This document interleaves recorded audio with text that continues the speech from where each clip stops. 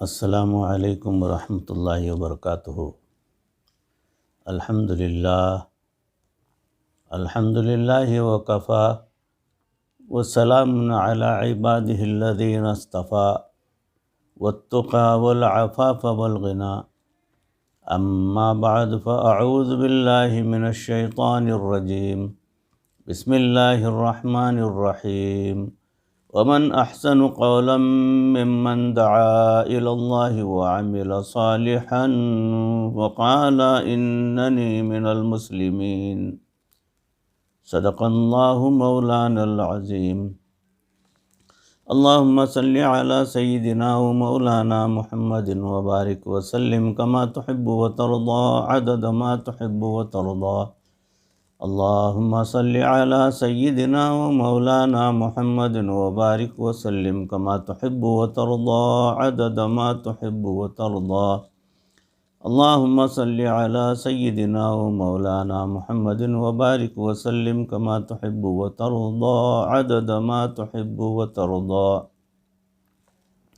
محترم ناظرین، سامعین، بھائیوں، بزرگوں اور دوستوں، معزز خواتین، ہماری ماں بہنوں، تصوف کے تعلق سے جو عنوان ہے اس میں موضوع چل رہا ہے اذان اور اس کے فضائل۔ نماز دین اسلام کے بنیادی ارکان میں سے ایک ہے اور اس کے لیے دن میں 5 دفعہ اذان کی صورت میں پکارا جاتا ہے۔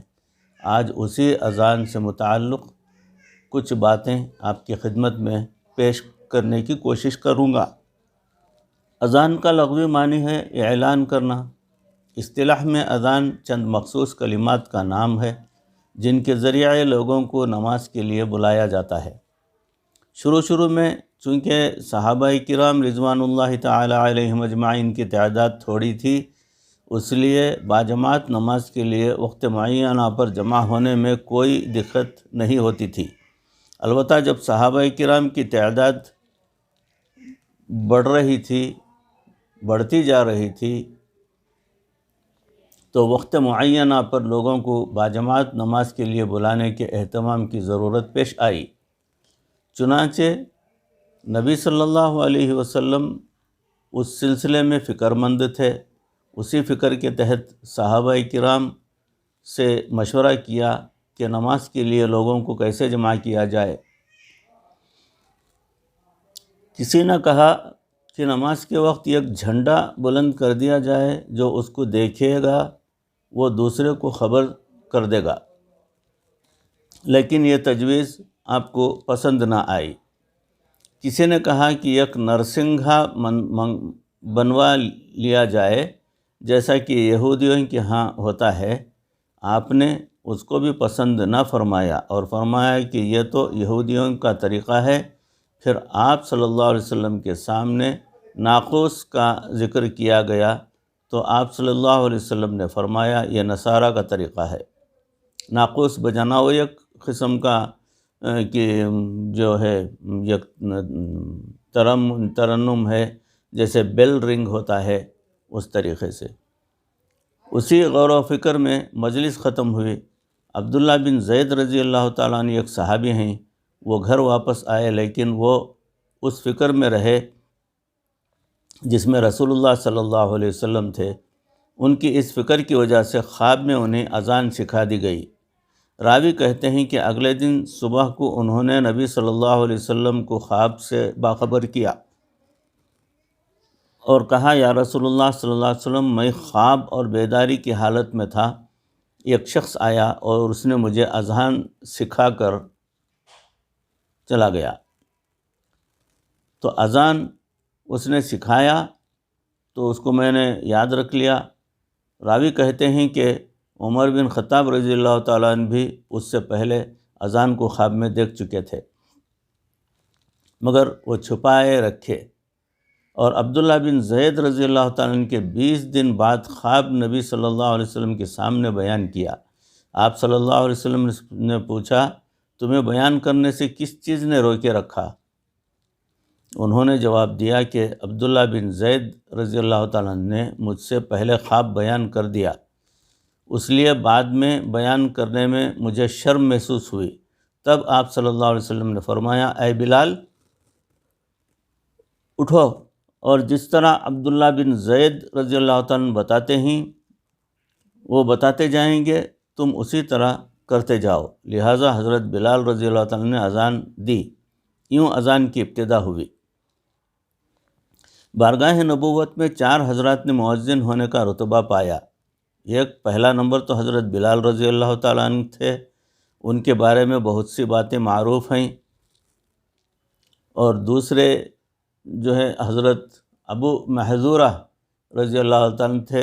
ایک مرتبہ وہ لڑکپن کی عمر میں حضرت بلال رضی اللہ عنہ کی اذان کی نقل اتار کر لڑکوں کو ہنسا رہے تھے۔ نبی صلی اللہ علیہ وسلم نے ان کے قریب سے گزرے، آپ صلی اللہ علیہ وسلم نے ابو محذورہ کو پاس بلایا۔ چھوٹے بچے تو ڈر کے مارے بھاگ گئے اور یہ کھڑے رہے۔ نبی صلی اللہ علیہ وسلم نے قریب آ کر ان کو بالوں سے پکڑ لیا اور فرمایا، ابو محذورہ تو جو کہہ رہا تھا اب پھر کہہ۔ انہوں نے پہلے تو تھوڑا سا تأمل کیا، لیکن جب دیکھا کہ بال پکڑے ہوئے ہیں اور کہہ رہے ہیں تو انہوں نے اذان کے الفاظ کہنے شروع کر دیے۔ جب انہوں نے اذان مکمل کر لی تو نبی صلی اللہ علیہ وسلم نے وہ بال چھوڑے اور فرمایا، جاؤ۔ لیکن وہ عرض کرنے لگے، اے اللہ کے نبی صلی اللہ علیہ وسلم، اب میں کہاں جاؤں؟ جہاں آپ جائیں گے ابو محذورہ بھی وہاں جائے گا۔ سبحان اللہ۔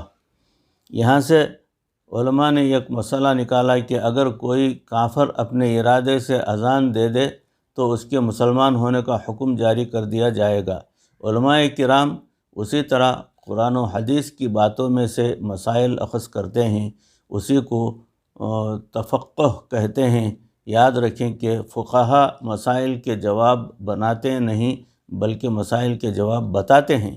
بنانا تو اس چیز کو پڑھتا ہے جو پہلے سے موجود نہ ہو۔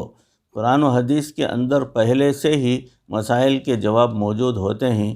فقہا عوام الناس کو وہ جواب بتا کر ان کی پریشانیوں کا ازالہ کرتے ہیں، گویا وہ جوابات قرآن و حدیث کے اندر موتیوں کی طرح لپٹے ہوئے ہوتے ہیں، اور فقہائے امت غوطہ لگا کر ان موتیوں کو نکال دیتے ہیں۔ اسی لیے ابن داؤد رحمۃ اللہ علیہ نے کہا کہ امت پر یہ بات فرض ہے کہ وہ اپنی نمازوں میں امام اعظم ابو حنیفہ رحمۃ اللہ علیہ کے لیے دعا کیا کریں، کیونکہ انہوں نے اپنی زندگی میں اصول فقہ کو متعین کر کے اور 6 لاکھ مسائل کو اکٹھا کر کے امت کے لیے عمل کا راستہ آسان کر دیا۔ حضرت ابو محذورہ رضی اللہ تعالیٰ عنہ کی محبت رسول صلی اللہ علیہ وسلم کا یہ عالم تھا کہ ان کے جن بالوں کو نبی صلی اللہ علیہ وسلم نے پکڑا تھا، یہ ان بالوں کو کٹوایا نہیں کرتے تھے۔ وہ فرماتے تھے کہ ان بالوں کو میرے محبوب صلی اللہ علیہ وسلم نے تھاما تھا، اس لیے یہ یادگار ہیں، لہٰذا میں ان کو پوری زندگی نہیں کٹواؤں گا۔ تیسرا، بارگاہ نبوت کے تیسرے مؤذن حضرت سعد بن قرظ رضی اللہ تعالیٰ عنہ تھے، اور چوتھے مؤذن حضرت عمر بن مکتوم رضی اللہ تعالیٰ عنہ تھے۔ اذان کے ذریعے اللہ رب العزت کی عظمت بیان کی جاتی ہے۔ آپ غور کیجئے کہ اذان میں 4 مرتبہ کہا گیا، اللہ اکبر، اللہ اکبر، اللہ اکبر، اللہ اکبر۔ اس کی کیا وجہ ہے؟ اس کے پیچھے ایک حکمت ہے۔ علماء نے لکھا ہے کہ یہ کائنات 4 عناصر سے مل کر بنی ہے: آگ، پانی، ہوا اور مٹی۔ آج کے دور میں ان کو عناصر کے بجائے اجزاء کہنا چاہیے۔ ان اجزاء میں سے ہر جزو کی اپنی طاقت ہے۔ پہلا جزو آگ ہے، اس کی اپنی ایک طاقت ہے۔ جب یہ جنگلوں میں لگ کر پھیلتی ہے تو پھر انسان اس کے سامنے بے بس ہو جاتا ہے۔ مثال کے طور پر امریکہ کے جنگلوں میں جب آگ لگتی ہے تو 2 مہینے تک وہ آگ جلتی رہتی ہے اور کوئی اسے بجھا نہیں پا سکتا۔